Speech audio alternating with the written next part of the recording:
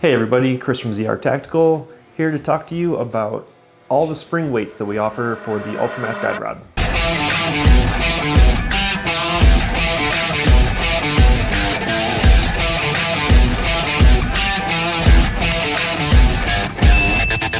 So today we've got our venerable PDP Pro SD, no magazine, no nothing, stock guide rod in here.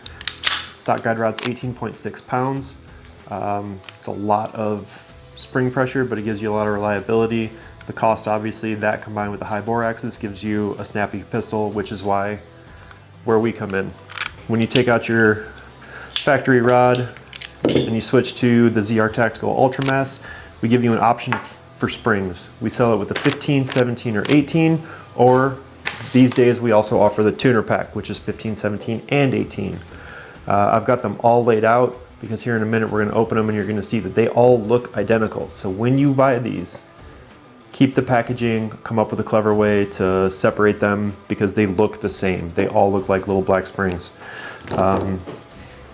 Typically people are going towards the 15. The 15 is what we used to call a general purpose. It's still a competition or a leisure kind of spring. It's not a duty spring. It's not going to work with a suppressor.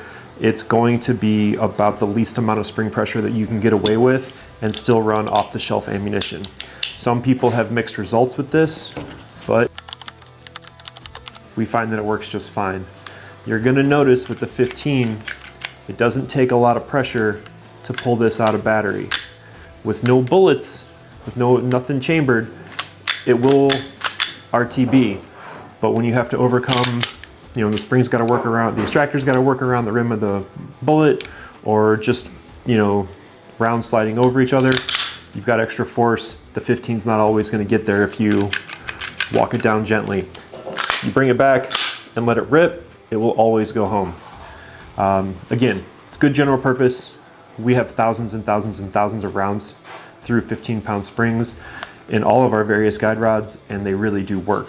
They just aren't factory. Factory spring, again, 18.6. From 18.6 to 15 is a 20% reduction in spring rate. That is significant. A nice half step between the 15 and the 18.6 is the 17.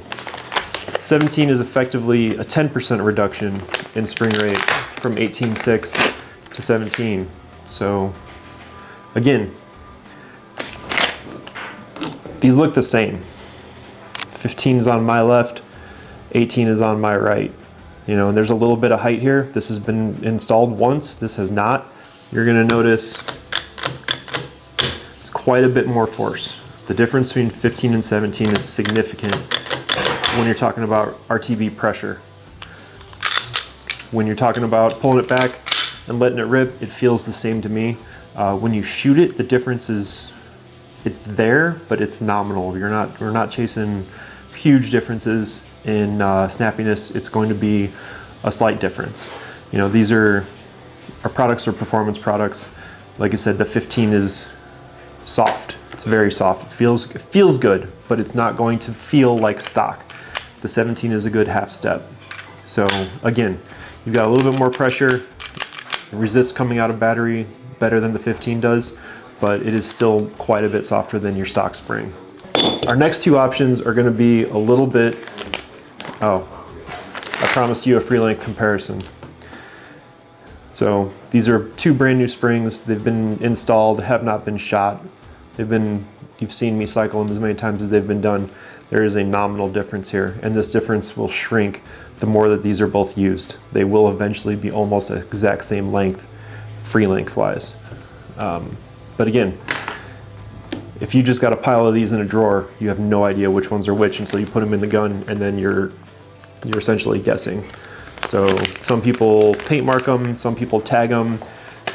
We include them with these handy little bags that we mark on them, so this is always an option. We also offer an 18-pound spring because our spring winder doesn't offer an 18.6. So the closest we've got to stock is 18. Now this is about the same pressure, the battery pressure, as you find in the 17. Because it's worth noting, a lot of what moves the slide that last, I don't know, put this in imperial, call it 7/16, maybe 3/8 of an inch, is your striker spring. It's not even the recoil spring that's doing most of that work. So the 18 is going to be stock. I would advise against letting it down, riding it down, but if you let her rip, that is, again, it's another half step louder than the 17. It feels snappier just messing with it here on the table, but it's an alternative. Everything we sell is a performance product. This is obviously designed to increase performance by reducing recoil over that little guy. So you got to test it. You got to take it to the range, you got to shoot it, you got to break in your gun before you put this in and know what it's going to do. So when you modify your firearm with our products or with anybody else's, it is beyond prudent to go out and test it. The other option that we've got, and this is the least popular spring that we sell, is a 13. Now the 13, you can probably recognize that the guy is not a big spring. 13's never been fired. The 15 has never been fired, but has at least cycled a couple times. And that 13 is short. 13 is another 2 pounds softer. I haven't done the math on that, but I'm gonna say that is significantly softer than 18, in the 30% range, if not a hair more. This is gonna be, it's not gonna be an option for off-the-shelf ammo. This is gonna be hand loads in very specific situations, ported barrels, lightened slides, custom guns, custom applications. 13 pounds is way too soft for most applications. We sell it because people ask for it. We do not recommend it for basically anybody. If you pull this back and let go, you can see here, it does not come all the way back. This thing requires momentum. Pull it back and let it rip, and it comes home just fine. But if you bring it back and then ride it down, it's not going to return to battery. Niche product, niche use. If you don't know what you're doing 100% and you're not willing to experiment, the 13 is not for you. Because you can see, it just does not go all the way back into battery. Like, you shouldn't have to move. But you let her go and it goes home just fine. 18 is stock, but you're going to have the heavier rod. So that's going to be an improvement. The 17 is going to be a 10% reduction. This is good for duty, it's good for defensive purposes, it's good for suppressor use. The 15 is going to be more competition focused. It's going to be soft. It's still going to be reliable if you have good mechanics and your gun's in good shape. The 13 is super niche. It is designed for hand loads and for heavily modified guns in very specific circumstances. If you got any questions, do not hesitate to reach out. And it's always easier if you reach out before you buy something than if you reach out after you've bought something and then it doesn't do what you thought it was going to do. Give me a chance to make it right before we make it wrong.